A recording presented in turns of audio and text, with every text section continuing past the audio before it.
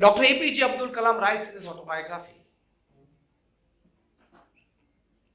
he says that in 1944, when the World War II was at its peak, I was a small child and coming from a very humble background and a very poor family.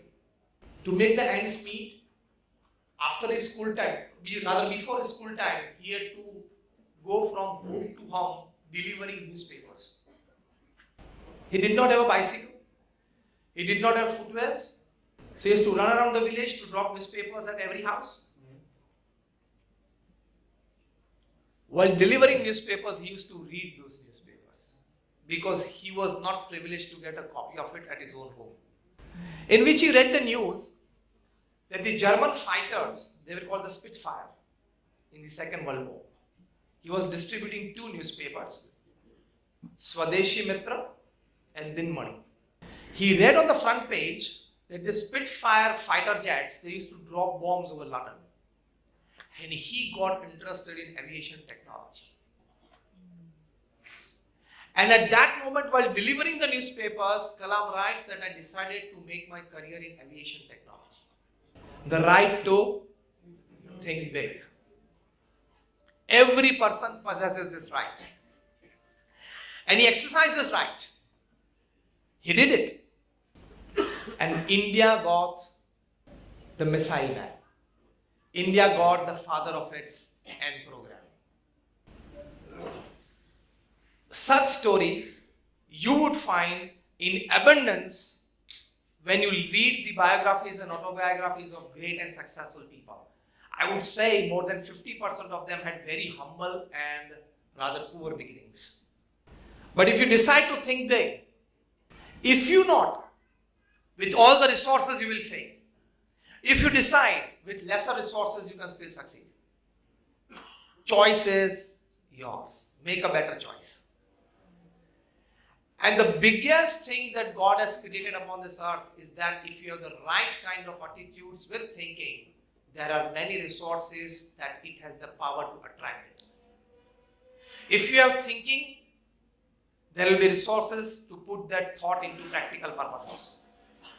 And if you don't have the right thinking, the best of the resources available to you at your command would not help you to grow. This is an absolute fact of life.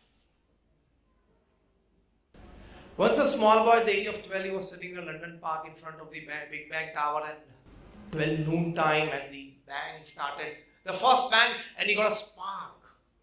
The little boy's name was Wellington. His mother, she was working as a sweeper in the garden. So she would take her child with him and she would sweep the garden. And at that time, the child would be sitting on the bench reading something, playing. The first bang and sparked something, and he said, Wellington will become the mayor of London. Second bang, Wellington will become the mayor of London. For 12 bangs, he counted, Wellington will become the mayor of London. And at the age of 22, still it holds a record that he became the youngest mayor of London.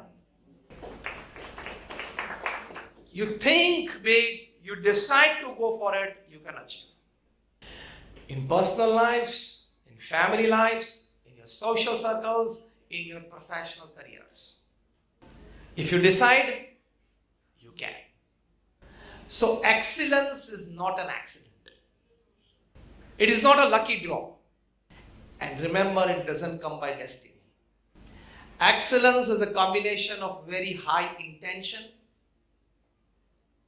adequate determined effort, and an excellent skillful execution. For this three, you need high thinking. Otherwise, excellence won't come to you. Moderation, it is natural to anyone. Average performance comes naturally. Excellent performance doesn't come naturally. The seed of excellent performance lies in your thinking big. I just talk from the career point of view, but in all the aspects of life. But as I said earlier, I put forward one small half statement that this 21st century generation, we all are used to leisure-loving life, pleasure-loving life. Financially settled, we say, if we are financially settled, what do we say? શાંતિ છે યાર. બધું ફાઇનાન્સમાં શાંતિ નથી આવતી. Financially શાંતિ છે યાર. 5, 7, 10 family, extended families, you are comfortable with? મજા આવે છે. So our mindset has come down to a level of pleasure loving lifestyle, leisure loving lifestyle. So it is not conditioned to think big. Mean minds, they discuss people. Average minds, they discuss events. And great minds, they discuss ideas. 90% of our talking and discussion and gossiping includes people. देख लेना. Function में हम गए थे, उसको ये पहनना चाहिए, ये नहीं पहना था, मुझे मिलने वाले थे, नजर घुमा ली, बाजू में बैठे थे, सामने नहीं देखा. After the function, 2-hour discussion at home is this: tell me faithfully, keeping hand on your chest. Yes or no? It's not a strong yes. This happens. Did you go to the event for that? The reverse of this is true.